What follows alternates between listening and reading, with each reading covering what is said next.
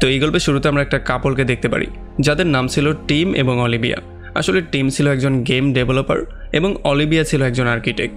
আমাদেরকে তাদের দুজনের পাস্টের কিছু ফ্ল্যাশব্যাক সিনও দেখানো হয়, যেখানে আমরা বুঝতে পারি তারা একে অন্যকে অনেক বেশি ভালোবাসতো। তারা একটা সময় বিয়েও করে ফেলেছিল। তবে একটা পর্যায়ে যখন অলিভিয়া প্রেগনেন্ট হয়ে গিয়েছিল, তখন ডেলিভারির টাইমে আনফর্চুনেটলি তাদের বাচ্চাটা মারা গিয়েছিল। আর এই সমস্ত ব্যাপারগুলোতে অলিভিয়া এবং টিমের মধ্যে একটু সম্পর্ক নষ্ট হয়ে গিয়েছিল, যেখানে অলিভিয়া সবসময় চাইতো এই সমস্ত ব্যাপারগুলো নিয়ে আলাপ করে তাদের মধ্যে সম্পর্কটাকে ঠিক করে ফেলতে। সেখানে টিম তার উপরে একেবারেই নজর দিত না, সে সবসময় তার গেম ডেভেলপ নিয়েই ব্যস্ত থাকতো। যাই হোক, এখানে খুবই ইন্টারেস্টিং একটা ব্যাপার আমরা দেখতে পারি। আসলে আমরা দেখতে পারি তাদের ঘরের মধ্যে একটা মাছি উঠছিল, যেটাকে টিম গ্লাসের মধ্যে বন্দি করে ঘরের বাইরে ফেলে দেওয়ার ট্রাই করছিল, কিন্তু সে এমনটা করতে পারে না। এখন যদিও এটার সাথে কাহিনীর তেমন কোনো সম্পর্ক নেই, তবে থিওরি সেকশনে এটা নিয়ে আমরা আলাপ করব। তো এরপরে যখন টিম আর অলিভিয়া ডিনার করার জন্য বাইরে বেরিয়ে চলে আসে, তখন আমরা এই ব্যাপারটা দেখতে পারি যে তাদের বিল্ডিংয়ের রেনোভেশনের কাজ চলছিল, তাও বিগত 3 মাস ধরে।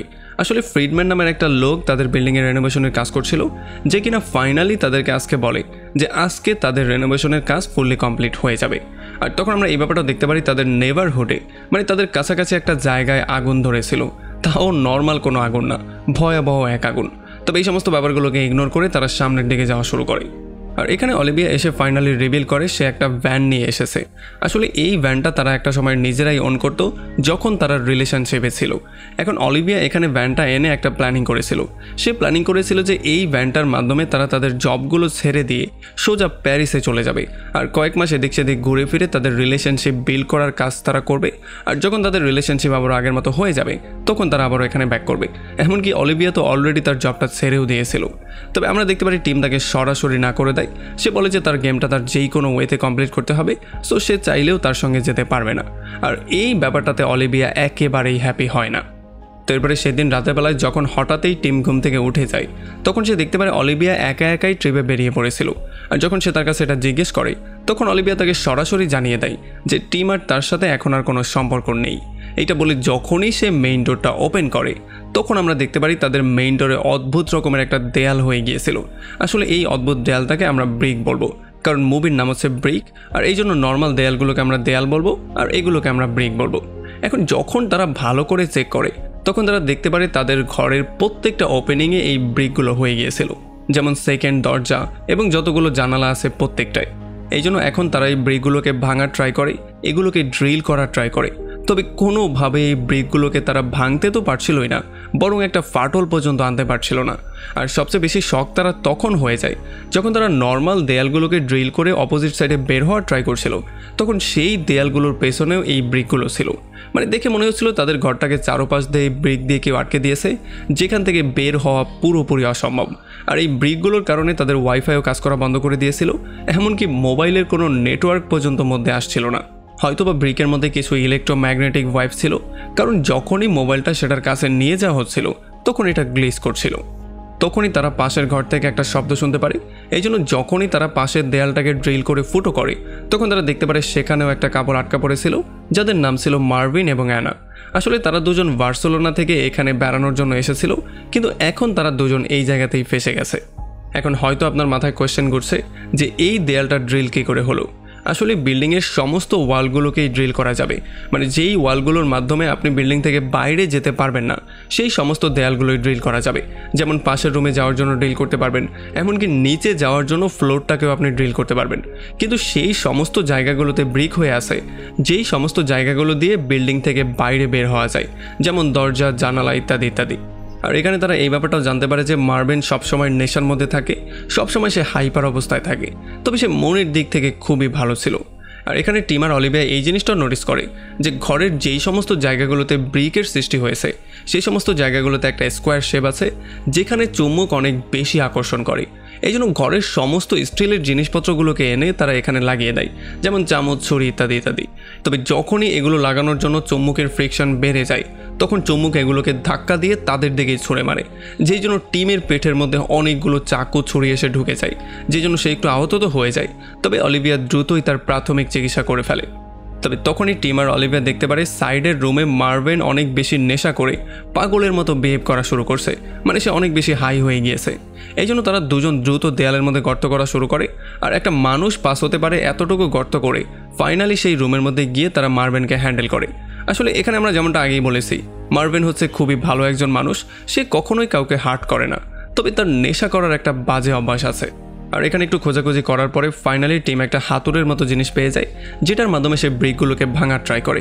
তবে অনেকক্ষণ ট্রাই করার পরেও ব্রিকের মধ্যে একটা দাগ পর্যন্ত পড়ে না। আর এই সমস্ত ব্যাপারগুলো দেখার পরে অলিভিয়া এই জিনিসটা রিয়েলাইজ করতে পারে যে এগুলোকে ভেঙে বের হওয়া কোনোভাবেই সম্ভব না। আর তখনই তার মনে পড়ে যে এই বিল্ডিংটা আসলে বানানো হয়েছিল 1897 সালে। তখন এই বিল্ডিংটার নিচে একটা আন্ডারগ্রাউন্ড টানেলও বানানো হয়েছিল, আর এই টানেলটা শহরের ড্রেনেজ সিস্টেমের সাথে কানেক্ট করা আছে। মানে যদি তারা নিচের ফ্লোরে গিয়ে সেই টানেলটাকে খুঁজে বের করতে পারে, তাহলে সেটার মাধ্যমে তারা শহরের ড্রেন সিস্টেমের মাধ্যমে দ্রুত এই বিল্ডিং থেকে বেরিয়ে গেলেও যেতে পারে। আর এরপরে কি হওয়ার ছিল, তারা দ্রুত ফ্লোরটাকে ড্রিল করা শুরু করে, আর ফ্লোরটাকে ব্রেক করে ফাইনালি তারা সেকেন্ড ফ্লোর থেকে ফার্স্ট ফ্লোরে চলে আসে। আর তখন আমরা জানতে পারি ফার্স্ট ফ্লোরে লিয়া নামের একটা মেয়ে ছিল, আর তার দাদু অসওয়াল ছিল। আর যেমনটা আমরা আশাই করছিলাম, তাদের সমস্ত এক্সিট পয়েন্টগুলোকেও ব্রেক করা হয়েছিল। আর যখন অসওয়াল এই ব্যাপারটা জানতে পারে, তখন সে গান বের করে সবাইকে পয়েন্ট করে ফেলে। আসলে অসওয়াল এই জিনিসটা চিন্তা করছিল যে যেহেতু তারা সারা জীবনের জন্য এই জায়গায় আটকা পড়ে গেছে, এই জন্য তাদের ফুডের অনেক বেশি দরকার পড়বে। এই জন্য যদি বেশি মানুষ থাকে তাহলে ফুড সংকট দেখা দিতে পারে, যে জন্য তারাও মরতে পারে। এই জন্য নিজের ফুড প্রোটেকশন দেওয়ার জন্য সে সবাইকে গান পয়েন্ট করে মারার ট্রাই করছিল। তবে লি তাকে কোনো রকমে শান্ত করে, আর পরবর্তীতে তারা বিল্ডিংয়ের ফার্স্ট ফ্লোরকে ব্রেক করে সেই আন্ডারগ্রাউন্ড বাংকারের মধ্যে যাওয়ার ট্রাই করছিল। আর তখন টিম এই জিনিসটা নোটিস করে, যখন তারা 2 তলার ফ্লোরটাকে ভেঙে নিচের তলায় এসেছিল, তখন একটা স্মোক ক্যাচারও এটার সঙ্গে ব্রেক হয়ে গিয়েছিল। আর যখন সে সেই স্মোক ক্যাচারটার মধ্যে চেক করে, তখন সে এটার মধ্যে একটা ক্যামেরা পেয়ে যায়। আসলে এইটা দেখার পরে তারা সবাই প্রচণ্ড শক্ট হয়ে গিয়েছিল। আর তারা জানতে পারে এই ঘরের প্রত্যেকটা স্মোক ক্যাচারের মধ্যে ক্যামেরা লাগানো আছে, মানে প্রত্যেকটা জিনিস রেকর্ড হচ্ছিল। মানে ঘরের মধ্যে তারা যা যা করছিল সেগুলো তো রেকর্ড হচ্ছিলই, বরং যদি কেউ ইন্টিমেটও হয়ে থাকে তাহলে সেই জিনিসগুলো রেকর্ডিং হচ্ছিল। আর এই সমস্ত ব্যাপারগুলোতে তাদের মাথা প্রচণ্ড গরম হয়ে যায়। এই জন্য তারা ফ্লোরটাকে ব্রেক করার জায়গায় পাশের দেয়ালটাকে ব্রেক করার সিদ্ধান্ত নেয়, কারণ পাশের ঘরের মধ্যেই ফ্রিডম্যান থাকতো, যে কিনা এই পুরো বাড়ির রেনোভেশনের কাজ করিয়েছিল। আর এই জন্য তাকে ধরার জন্য যখন তারা লুকিয়ে লুকিয়ে তার রুমের মধ্যে চলে আসে, তখন একটু সামনে যাওয়ার পরেই তারা ফ্রিডম্যানকে মৃত অবস্থায় পেয়ে যায়, এমনকি তার হাত দুইটা পর্যন্ত কাটা অবস্থায় ছিল। এটা দেখার পরে তারা সবাই পুরোপুরি শক্ট হয়ে যায়। তবে টিম এই জিনিসটা নোটিস করে যে ফ্রিডম্যানের পাশেই তার মোবাইলটা আনলক অবস্থায় পড়েছিল, যেটার মধ্যে অনেকগুলো ব্রিকের পিকচার ছিল। এগুলো দেখে মনে হচ্ছিল যে হয়তোবা ফ্রিডম্যান এই ব্রিকগুলোকে আনলক করার ট্রাই করছিল বা এগুলোকে ভাঙার ট্রাই করছিল, যেই জন্যই তার এই অবস্থা হয়েছে। যাই হোক, এরপরে তারা সবাই ফ্লোরটাকে ভাঙার ট্রাই করে, কিন্তু একটু পরে পুরো ফ্লোরটা ভেঙেই নিচে পড়ে যায়। তবে সৌভাগ্যবশত কেউই তেমন একটা আহত হয় না। এখানে তারা গ্রাউন্ড ফ্লোরে ইউরি নামের একটা লোককে পেয়ে যায়, যে কিনা খুবই চিল অবস্থায় ছিল। আসলে এই ফ্লোরটা ফ্রেন্টন নামের একটা লোকের ছিল। তবে ইউরি বলছিল সে তার বন্ধু, আর যেহেতু ব্রিক হয়ে গিয়েছে চারপাশটা, এই জন্য ভয়ে হার্ট অ্যাটাক করে ফ্রেন্টনের মৃত্যু হয়ে গেছে। আসলে ফ্রেন্টনের বুকের মধ্যে পেসমেকার ছিল, আর যেহেতু ব্রিকগুলো চুম্বকে আকর্ষণ করে, এই জন্য হয়তোবা তার হার্ট অ্যাটাক আসলেও আসতে পারে। এখন ইউরির কথার মধ্যে লজিক তো ছিল, তবে তার হাবভাবে বোঝা যাচ্ছিল না যে সে সত্যি কথা বলছে। যদিও অ্যান্টনের লাশটা আমরা এখানে পেয়ে যাই। তো এখন এখানে ইউরি নতুন একটা থিওরি দেয়। সে বলে যে হয়তোবা এই ব্রিকগুলো কোনো একটা প্রোটেকশন লেয়ার হতে পারে, মানে এগুলো আমাদেরকে আটকে রাখছে না, বরং আমাদেরকে প্রোটেকশন দিচ্ছে। হয়তোবা বাইরে আনএক্সপেক্টেড কিছু একটা হয়ে গেছে, যেমন নিউক্লিয়ার অ্যাটাক বা বিশাল কোনো বিস্ফোরণ বা পরমাণুর কোনো কিছু হতে পারে। এই সমস্ত ব্যাপারগুলো থেকে প্রোটেকশন দেওয়ার জন্যই আমাদেরকে ব্রিক দিয়ে আটকানো হয়েছে। এখন আমাদের উচিত ব্রিক থেকে বাইরে না গিয়ে ব্রিকের মধ্য থেকেই যে কোনো ওয়েতে চিল করা, কারণ যদি বাইরে কোনো ভাইরাসজনিত সমস্যা হয়ে যায় বা কোনো জম্বি অ্যাটাক হয়ে যায় বা কোনো এলিয়েন আক্রমণ করে দেয়, তাহলে আমাদের বাইরে যাওয়াটাই আমাদের মৃত্যুর কারণ হতে পারে। যাই হোক, এখন ইউরির কথায় কেউই পাত্তা দেয় না। এই জন্য তারা গ্রাউন্ড ফ্লোরকে ব্রেক করে সোজা আন্ডারগ্রাউন্ডের বাংকারের মধ্যে চলে আসে, আর এখান থেকে তারা শহরের ড্রেনেজ সিস্টেম দিয়ে পালিয়ে যাওয়ার প্ল্যানিং করে। তবে তাদেরকে ডিসঅ্যাপয়েন্ট করে এখানের বাংকারের দরজার মধ্যেও ব্রিক লাগানো ছিল। এই সমস্ত ব্যাপারগুলো দেখার পরে তাদের মাথা প্রচণ্ড গরম হয়ে যায়, বিশেষ করে মার্বেল অনেক বেশি রাগ হয়ে যায়। এই জন্য মিস্টার অসওয়াল গান বের করে মার্বেলকে কোনো রকমের শান্ত করার ট্রাই করে। তবে আমরা দেখতে পারি মার্বেল হঠাৎ করেই তার গানটা নিয়ে সোজা ব্রিকের উপরে শ্যুট করে দেয়। তবে যেহেতু brick electric magnetic wave release করছিল, এই জন্য সে বুলেটগুলো সেখানেই আটকে দেয় আর সেগুলোকে উল্টো দিকে রিভার্স করে দেয়। এখন যদিও টিম সবাইকে বলছিল নুয়ে পড়ার জন্য, কিন্তু মিস্টার অসওয়াল ছাড়া সবাই নুয়ে পড়ে। এই জন্য একটা বুলেট এসে মিস্টার অসওয়ালের বুকের মধ্যে লাগে, যেই জন্য আর মিস্টার অসওয়াল বাঁচতেই পারে না। এখন অসওয়ালের মৃত্যুতে লিয়া একটু বেশি আপসেট হয়ে যায় আর সে মার্ভিনকে এই সমস্ত ব্যাপারগুলোর জন্য দোষারোপ করা শুরু করে। তবে উপর থেকে আমরা দেখতে পারি ইউরি বসে বসে হাসছিল। এখন তারা সবাই প্রচণ্ড আপসেট হয়ে গ্রাউন্ড ফ্লোরে এসে বসে পড়ে। আর এখানে ইউরি আবারও তাদেরকে কনভিন্স করার ট্রাই করছিল যে আসলে এই ব্রিকগুলো আমাদেরকে প্রোটেকশন দিচ্ছে, আমাদেরকে বন্দি বানাচ্ছে না, এই জন্য আমাদের এখান থেকে বেরিয়ে যাওয়ার প্ল্যানিংটা করাই উচিত না। তো এখন এখানে সবাই যার যার পাস্টের ঘটে যাওয়া দুঃখের ব্যাপারগুলো শেয়ার করা শুরু করে। যেমন অ্যানা তাদেরকে বলছিল যখন সে ছোট ছিল তখন 2 মিনিটের জন্য তার মৃত্যু হয়ে গিয়েছিল, তবে হঠাৎ করে সে আবার কেমন করে যেন ফিরে এসেছে। লিয়া বলছিল 2 বছর আগে তার মায়ের ক্যান্সারে মৃত্যু হয়েছিল, এরপরে তার দাদুই তাকে দেখাশোনা করছিল, দাদুই ছিল তার শেষ ভরসা। কিন্তু এখন তার মৃত্যুর জন্য সমস্ত দায়ভারটা সে মার্ভিনের উপরে চাপিয়ে দেয়। ইউরি তাদেরকে বলে সে একজন পুলিশ অফিসার ছিল আর একটা সময় সে একটা অপরাধীকে খুন করে ফেলেছিল। আর এই সমস্ত ব্যাপারগুলো শেয়ার করতে করতেই হঠাৎই টিম এবং অলিভিয়ার বাচ্চার ব্যাপারটা চলে আসে, যেটা আসার সঙ্গে সঙ্গেই তাদের মধ্যে আবারও ঝগড়া শুরু হয়ে যায় আর একটু পরে এটা এক্সট্রিম পর্যায়েও চলে যায়। তবে যখন আবার ঝগড়াটা শান্ত হয়ে যায় তখন তারা সবাই এখান থেকে আরও একবার পালিয়ে যাওয়ার প্ল্যানিং করে। এখানে তারা অ্যান্টনের কিছু ড্রয়িংও পেয়ে যায়, যেগুলো বোঝা অনেকটা মুশকিল ছিল কারণ এখানে কিছু সায়েন্টিফিক থিওরি লেখা ছিল। তবে এখানে ড্রয়িংগুলো দেখে এই জিনিসটা আমরা ক্লিয়ারলি বুঝতে পারি যে হয়তোবা অ্যান্টন এই ব্রিকগুলোকে ভাঙার ট্রাই করছিল বা কোনো পাজেল সলভ করে যেই কোনো ওয়েতে এখান থেকে বেরিয়ে যাওয়ার প্ল্যানিং করছিল। আর তখন এখানে লিয়া তার একটা ভিজিটিং কার্ডও পেয়ে যায়, যেটার মাধ্যমে তারা জানতে পারে আসলে অ্যান্টম লিপসন ন্যানো ডিফেন্স নামের একটা কোম্পানিতে কাজ করত, যেই কোম্পানিটা সেই জায়গায় অবস্থিত যেই জায়গায় একটু আগে আগুন লেগেছিল। এখন হয়তোবা সেই কোম্পানিতেই আগুনটা লেগেছে আর হয়তোবা সেই সমস্ত কারণেই এই ব্রিকের সৃষ্টি হয়েছে। এই জন্য তারা চিন্তা করছিল যেহেতু অ্যান্টন সেই কোম্পানির এমপ্লয়ি ছিল, এই জন্য হয়তোবা সে জানতো কীভাবে ব্রিককে ওপেন করতে হয় বা এটাকে ব্রেক করতে হয়, এই জন্যই তাকে মেরে ফেলা হয়েছে। আর তাছাড়া তার কাছে যেই ড্রয়িংগুলো পাওয়া গেছে সেগুলো তাদেরকে এই দিকে ইঙ্গিত করছিল। এখন যদিও এই সমস্ত ব্যাপারগুলো তারা নিজেরা কল্পনা করছিল, তবে আসলে বাস্তবতাটা কী সেটা একটু সামনে গেলে আমরা বুঝতেই পারবো। তখন এদিকে টিম এই জিনিসটা নোটিস করে যে অ্যান্টনের ঘরের মধ্যে একটা দরজা একটু ছোট ছিল, এই জন্য তারা একটা ফাইনাল সিক্রেট ডোর পেয়ে যায় আর এই ডোরটার মাধ্যমে তারা যেই কোনো ওয়েতে ওই পারে যাওয়ার প্ল্যানিং করছিল। তবে সমস্যা ছিল ডোরটা পাসওয়ার্ড প্রোটেক্টেড ছিল, এই জন্য টিম যখন পাসওয়ার্ডের জিনিসটা দেখতে পারে তখন সে নর্মালি কিছু ক্যালকুলেশন লাগায় আর ফাইনালি এটার মাধ্যমে সে দরজাটাকে ওপেনও করে ফেলে। তবে যখন তারা মধ্যে যায় তখন তারা পুরোপুরি শকড হয়ে যায়। তারা দেখতে পারে এখানে অনেকগুলো কম্পিউটার ছিল আর প্রত্যেকটা কম্পিউটারে কোনো না কোনো রুমের সিসিটিভির ফুটেজগুলো চলছিল। হ্যাঁ, সেই সিসিটিভি ফুটেজগুলো যেগুলো প্রত্যেকটা ঘরের স্মোক ক্যাচারের মধ্যে ছিল। তখন লিয়া একমাত্র ব্যক্তি ছিল যে কিনা সেই রুমটার মধ্যে ছিল, যেই রুমটার মধ্যে অ্যান্টনের লাশটা ছিল। সে তার সেই ড্রয়িংগুলো মানে থিওরিগুলোকে ভালো করে চেক করছিল। আর যখন সে অ্যান্টনের গলা থেকে সেই লাল স্ক্রাবটাকে একটু সরিয়ে দেয় তখন সে দেখতে পারে তার গলার মধ্যে একটা ব্লু চিহ্ন ছিল, যার মানে এইটা আমরা ক্লিয়ারলি বুঝতে পারি যে অ্যান্টনের মৃত্যু হার্ট অ্যাটাকে হয়নি, বরং তাকে কেউ মেরে ফেলেছিল। অ্যান্ড এটা আমরা ক্লিয়ারলি বলতে পারি যে এইটা ইউরিরই কাজ, কারণ এই রুমের মধ্যে ইউরি আর সে ছাড়া কেউই ছিল না। সো এটা অন্য কারো কাজ হতেই পারে না। তবে যতক্ষণে লিয়া এই ব্যাপারগুলো অন্য কাউকে গিয়ে বলতো তার আগেই পেছন দিয়ে ইউরি চলে আসে আর সে লিয়াকেও শেষ করে দেয়। এদিকে যখন মার্ভেল লিয়াকে খুঁজতে খুঁজতে সেই রুমের মধ্যে চলে আসে তখন সে দেখতে পারে ইউরি লিয়াকে মেরে ফেলেছে। আর যতক্ষণে সেই ব্যাপারটা গিয়ে অন্য কাউকে বলতো তার আগে ইউরি এসে মার্ভেনের উপর আক্রমণ করে দেয় আর তাকেও মেরে ফেলার ট্রাই করে। তবে যতক্ষণে তাকে মেরে ফেলতো তার আগে বাকি সবাই সিসিটিভি ফুটেজের মাধ্যমে এই জিনিসটা দেখতে পারে যে ইউরি অ্যান্টনকে খুন করেছিল। এই জন্য তারা দৌড়ে সেই রুমের মধ্যে আসে আর এখানে এসে তারা মার্ভেনকে সেভ তো করেই, বরং ইউরিকেও আচ্ছা রকম ধোলাই করে বন্দি করে। তবে এতক্ষণে ইউরি অ্যান্টনের সেই সমস্ত ড্রয়িংগুলোকে পুড়িয়ে দিয়েছিল, যেই ড্রয়িংগুলোর মাধ্যমে হয়তোবা তারা এই ব্রিকগুলোকে ডিস্ট্রয় করতে পারতো বা কোনো পাজেল সলভ করে এই ব্রিক খুলে বাইরে যেতে পারতো। যাই হোক, এখন তারা ইউরিকে ধরে আচ্ছা রকম করে ধোলাই করে আর তার কাছ থেকে সেই ড্রয়িংগুলো সম্পর্কে জিজ্ঞেস করা শুরু করে বা আসলে সে কেন অ্যান্টনকে মেরেছে সেই ব্যাপারগুলো বের করার ট্রাই করে। তারা আসলে এই জিনিসটা জানতে চাচ্ছিল যে ব্রিককে কি করে ব্রেক করা যায়। তবে আমরা দেখতে পারি ইউরি কিছুই বলছিল না, এই জন্য তারা তাকে ধোলাই করে সেখানেই রেখে দেয়। আর টিম আর বাকি লোকজন গিয়ে সিসিটিভি ফুটেজগুলোকে ভালো করে চেক করা শুরু করে। আর এখানে তারা এই জিনিসটা দেখতে পারে যে অ্যান্টন একটা কিছু কোডিং করছিল, আর এই কোডিংটা একটা সময় সে তার মোবাইলের মধ্যেও ট্রান্সফার করেছিল। এখন হয়তোবা এই কোডটা কোনো একটা অ্যাপের কোড ছিল যেটা সে তার মোবাইলের মধ্যে এনে প্লে করার ট্রাই করছিল। কিন্তু সমস্যাটা হচ্ছে ইউরি অ্যান্টনের মোবাইলটাকে ভেঙে ফেলেছিল। তবে টিম কোনো রকমে সেই ভাঙা মোবাইলটাকে রিকভার করে, আর সেটার মাধ্যমে সেই কোডগুলোকে সে পেয়েও যায়। আর সেই অ্যাপের কোডগুলোকে কোনো রকমে সে তার মোবাইলের মধ্যে নিয়েও আসে। আর যখন এই কোডগুলোকে সে রান করে তখন ফাইনালি অ্যাপসিলন কোম্পানির অ্যাপটা তার মোবাইলে চালু হয়ে যায়। আসলে এই অ্যাপটা ব্রিকগুলোকে স্ক্যান করতে পারছিল।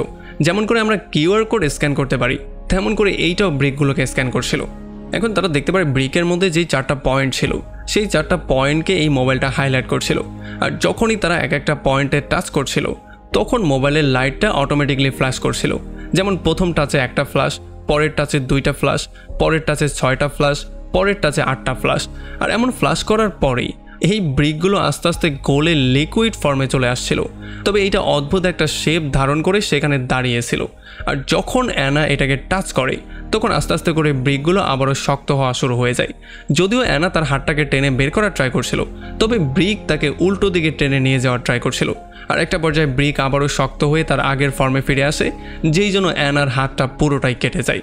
আর এত ভয়ঙ্কর একটা কাটের জন্য অ্যানার সেখানেই মৃত্যু হয়ে যায়। আর এই ব্যাপারটা দেখার পরে মার্ভেনের মাথা প্রচণ্ড গরম হয়ে যায়, সে পুরো পাগলের মতো হয়ে যায়। মার্ভেন সোজা গানটা বের করে ইউরিকে শ্যুট করে দেয়, কারণ এই সমস্ত ব্যাপারগুলোতে ইউরি অনেক বেশি মজা নিচ্ছিল। আর এরপর সে নিজেকেও শ্যুট করে মেরে ফেলে। আর এই সমস্ত ব্যাপারগুলোতে আমরা একটা জিনিস ক্লিয়ার হয়ে যাই যে হয়তোবা ফ্রিডম্যানের মৃত্যুটাও এই ব্রিকগুলোকে খুলতে গিয়ে হয়েছিল, কারণ তারও 2টা হাত কাটা অবস্থায় ছিল। এখন এই পয়েন্টে শুধুমাত্র অ্যানা এবং টিমি জীবিত ছিল, এই জন্য তারা দুজন বসে তাদের প্রবলেমগুলো সলভ করার ট্রাই করে। টিমও এই জিনিসটা স্বীকার করে নেয় যে সেই ঘটনার পরে সে আর কখনোই অলিভিয়ার দিকে অমন করে নজর দেয়নি। এই জন্য ফাইনালি সে তার কাছে মাপ চায় আর সিদ্ধান্ত নেয় তারা এই সম্পর্কটাকে আরও একবার ঠিক করে ফেলবে। ইভেন তারা সম্পর্কটাকে ঠিকও করে ফেলে। তবে সবচেয়ে বড় সমস্যাটা ছিল তারা এখন এই বিল্ডিংটার মধ্যে বন্দি অবস্থায় ছিল। তবে তখনই টিমের মাথায় একটা আইডিয়া চলে আসে। সে বুঝতে পারে যেই স্কোয়ার শেপগুলোকে মোবাইলের মধ্যে দেখানো হচ্ছে সেগুলোকে একটা পার্টিকুলার ওয়ার্ডারেই প্রেস করতে হবে। মানে হয়তোবা কোনো একটা প্যাটার্ন আছে, সেই প্যাটার্নেই যদি প্রেস করা হয় তাহলেই হয়তোবা ব্রিকটা ওপেন হয়ে যাবে, আর নয়তোবা এমন করেই ব্রিক সবাইকে কেটে টুকরো টুকরো করে ফেলবে। এই জন্য তারা দুজন দ্রুত গিয়ে সেই ফুটেজগুলো চেক করা শুরু করে যেখানে অ্যান্টন ব্রিক খোলার ট্রাই করছিল। যদিও তারা এই ফুটেজের মধ্যে অ্যান্টন কোন জায়গায় কয়বার প্রেস করেছে এটা দেখতে পারে না, তবে তারা এখানে ফ্ল্যাশ লাইটগুলোকে ভালো করে দেখতে পারে। আসলে কখন কয়বার ফ্ল্যাশ করেছিল এই ব্যাপারটাকে তারা খুব ভালো করে দেখতে পারে এবং এগুলোকে তারা ভালো করে মুখস্থ করে ফেলে। এই জন্য পরবর্তীতে তারা সেই পয়েন্টগুলোতে বারবার প্রেস করে কোন জায়গায় কতবার ফ্ল্যাশ লাইট জ্বলছে, মানে আগে কতবার জ্বলছিল এবং পরে কতবার জ্বলছে, সেই সমস্ত ব্যাপারগুলোকে ভালো করে ক্যালকুলেট করে ফাইনালি একটা প্যাটার্নের মতো বের করে ফেলে। এতে করে তারা বুঝতে পারে যে কোন প্যাটার্নে প্রেস করলে ব্রিক খুলতে পারে, বা কোন পয়েন্টটাকে পার্টিকুলারলি বেশি প্রেস করতে হবে বা কোন পয়েন্টটাকে কম প্রেস করতে হবে। মানে সহজ করে বলে তারা সেই প্যাটার্নটা খুঁজে পেয়ে গিয়েছিল বা সেই পাসওয়ার্ডটা খুঁজে পেয়ে গিয়েছিল যেটার মাধ্যমে ব্রিকটা তারা চাইলে ওপেন করতে পারত। তবে যখনই তারা ব্রিক ওপেন করতে যাবে তার আগেই ইউরি আবারও জ্ঞান ফিরে পেয়ে যায়। হ্যাঁ, ইউরি আসলে গুলি খাওয়ার পরেও তার মৃত্যু হয়নি। সে এখন তার সমস্ত বাঁধন ব্রেক করে সোজা এসে তাদের দুজনের উপরে আক্রমণ করে দেয়। সে টিমকে ধোলাই করে আত্মরত করেই ফেলে, বরং সেই অলিভিয়ার উপরেও আক্রমণ করে তাকে মারার ট্রাই করছিল। তবে তারা দুজন কোনো রকমে তার থেকে পালিয়ে বেসমেন্টের মধ্যে চলে আসে। আর এখানে ফাইনালি অলিভিয়া সেই প্যাটার্নগুলো প্রেস করে ফাইনালি ব্রিকটাকে ওপেন করে দেয়, যেই জন্য ব্রিকটা একটা দরজার মতো ক্রিয়েট করে দেয়। তবে সমস্যাটা হচ্ছিল ততক্ষণে ইউরি এসে টিমের উপরে আক্রমণ করে দিয়ে তাকে মেরেই ফেলার ট্রাই করছিল। এখন অলিভিয়ার কাছে অপশন ছিল সে এখান থেকে চাইলে একা পালিয়ে যেতে পারত, তবে সে এমনটা করেনি। সে বরং উল্টো দিক দিয়ে গিয়ে ইউরির উপরে আক্রমণ করে তাকে সেখানে বেহুশ অবস্থায় ফেলে রেখে চলে আসে। আর ফাইনালি তারা দুজন সেই প্যাটার্নের ইউজ করে এই বিল্ডিং থেকে বেরিয়ে আসতে সক্ষম হয়ে যায়। এখন বাইরে আসার পরে তারা দেখতে পারে পুরো শহরটাকে ব্রিক্স কাভার করে নিয়েছিল আর পুরো শহরটা খালি পড়েছিল। তারা বুঝতেই পারছিল না এইটা কেন হয়েছে। আর তখনই তারা সামনে অলিভিয়ার সেই ভ্যানটাকে দেখতে পারে যেটাকে অলিভিয়ার ট্যুরে যাওয়ার জন্য নিয়ে এসেছিল। এই জন্য সেই ভ্যানের মধ্যে বসেই তারা আস্তে আস্তে করে সামনের দিকে যাওয়া শুরু করে। আর তখন অন্য শহরের উপরে আমরা কিছু হেলিকপ্টার দেখতে পারি, যেই হেলিকপ্টারগুলো এই জিনিসটা ডিসকভার করার ট্রাই করছিল যে আসলে এই শহরের সাথে হয়েছেটা কি। আর তখন ব্যাকগ্রাউন্ডে আমাদেরকে এই জিনিসটাও বলা হয় যে অ্যাবসোলন ডিফেন্স কোম্পানিতে আগুন লাগার জন্য একটা ডিফেন্স মালফাংশন হয়েছিল। এই মালফাংশনের জন্যই পুরো শহরটা ব্রিক কাভার করে নিয়েছিল। আর এই ব্রিকগুলোর জন্য যে যার ঘরের মধ্যে ছিল সে সেই ঘরের মধ্যে আটকা পড়ে গেছে। তবে যারা বাইরে ছিল তারা প্রোটেকশন সেন্টার পর্যন্ত চলেই এসেছে। আর অথরিটি এই জিনিসটাও বের করার ট্রাই করছে এগুলো কেন হচ্ছে এবং এটাকে কি করে রিসলভ করা যায়। আর একেবারে ফাইনাল সিনে আমরা সেই মাছিটাকে দেখতে পারি যেটাকে টিম যেই কোনো ওয়েতে তাদের ঘর থেকে বের করার ট্রাই করছিল। আর এখন টিম আর অলিভিয়ার সঙ্গে সেই মাছিটাও ফ্রি হয়ে গেছে। এখন যদিও মুভিটা এখানেই শেষ হয়ে যায়, তবে এই মুভির মধ্যে অনেকগুলো কোয়েশ্চেন আছে। আসলে প্রথমত আমাদের মাথায় এই কোয়েশ্চেনটাই আসে যে এই ব্রিকগুলো বানানোই কেন হয়েছিল। অ্যাবসোলন নামের কোম্পানিতে আগুন লাগার জন্য একটা ম্যালফাংশন হওয়ার জন্য এই ব্রিকগুলো পুরো শহরে ছড়িয়ে পড়েছে, এই জিনিসটা তো আমাদেরকে ক্লিয়ারলি বলা হয়েছে। তবে এই ব্রিকগুলো বানানোই কেন হয়েছিল? আসলে হয়তোবা এটা কোনো সিকিউরিটি পারপাসেই বানানো হয়েছিল, যেটা শহরকে বাইরের অ্যাটাক থেকে প্রোটেকশন দেওয়ার জন্যই বানানো হয়েছিল। তবে মালফাংশনের জন্য এটা পুরো শহরের মধ্যে খারাপভাবে ছড়িয়ে পড়েছে, যেই জন্য সবাই আটকা পড়ে গিয়েছিল। আর কেউ যেহেতু জানতোই না এটা কিভাবে খুলতে হয়, এই জন্য এক এক করে হয়তোবা সবারই মৃত্যু হয়ে যাচ্ছিল। আসলে যখন কোনো প্রোটেকশনের সফটওয়্যার মালফাংশন করে তখন সেটাই প্রিজন হয়ে যায়। আসলে এই মুভিটা দেখে আমি এতটুকুই বুঝতে পেরেছি যে ব্রিকগুলো বানানো হয়েছিল হয়তোবা কোনো মিলিটারি পারপাসে। তবে নাগরিকদেরকে এই সমস্ত ব্যাপারগুলো জানানোর আগেই মালফাংশনের জন্য পুরো শহরের মধ্যে ব্রিক ছড়িয়ে পড়েছিল, যেই জন্য কেউই বুঝতে পারছিল না এটাকে কিভাবে খুলতে হবে। আর তাছাড়া সবচেয়ে ইম্পর্টেন্ট ব্যাপার হচ্ছে এটা একটা সায়েন্স ফিকশন মুভি, যেটা শুধুমাত্র একটা চিন্তার থিওরির উপরে বানানো হয়েছে। এটার বাস্তবের সাথে তেমন কোনো কানেকশন নেই। আর মুভির শুরুতে যেই মাছিটাকে আমরা দেখতে পেয়েছিলাম, যেটাকে টিম ট্রাই করার পরেও ঘর থেকে বের করতে পারছিল না, সেই মাছিটা দুইটা দিকে ইঙ্গিত করে। প্রথমত হচ্ছে টিম এবং অলিভিয়ার ইমোশনাল দিকটা, যেটা থেকে তারা কোনোভাবেই বেরোতে পারছিল না, ঠিক সেই মাছিটার মতো। আর শেষে যখন এটা ফ্রি হয়ে যায় তখন আমরা দেখতে পেয়েছিলাম তারা দুজন তাদের ইমোশন থেকে ফ্রি হয়ে গিয়েছিল, মানে সেই ঘটনা থেকে তারা বেরিয়ে গিয়েছিল, মানে সেই ট্রমা থেকে। আর দ্বিতীয়ত হচ্ছে হয়তোবা ব্রিকের সেই ফ্রিকশনের জন্য এই মাছিটা কোনোভাবেই ঘর থেকে বেরোতে পারছিল না। আর যখন ব্রিকটাকে ওপেন করা হয়েছিল তখন টিম আর অলিভিয়ার সঙ্গে সঙ্গে এই মাছিটাও বেরিয়ে চলে এসেছিল। আসলে ব্রিক বা এমন ভয়ঙ্কর কিছু একটা হবে সেটা হয়তোবা মাছির মাধ্যমে আমাদেরকে আগেই ইঙ্গিত দেওয়া হয়েছিল, কিন্তু ব্যাপারটা আমরা বুঝতে পারিনি। পরবর্তীতে যখন ব্রিক হয়ে গিয়েছিল তখন এই মাছিটা তাদের সঙ্গে আটকা পড়ে গিয়েছিল, কিন্তু একেবারে লাস্টে আমরা দেখতে পেয়েছি তাদের সঙ্গেই মাছিটা ফ্রি হয়ে গিয়েছিল। মানে ব্রিক ওপেন না হওয়া পর্যন্ত মাছিটা কোনোভাবেই এই রুম থেকে বেরোতেই পারছিল না। যাই হোক, এই মুভিটা দেখার পরে আপনি কি বুঝতে পারলেন সেটা আমাকে কমেন্ট করে জানান, যাতে করে ব্রিক সম্পর্কে আমরা আরও একটু ভালো করে জানতে পারি এবং এই সমস্ত থিওরিগুলোকে ক্লিয়ারলি বুঝতে পারি। তো দেখা হচ্ছে অন্য কোনো ভিডিওতে অন্য কোনো একদিন। Till then, take care.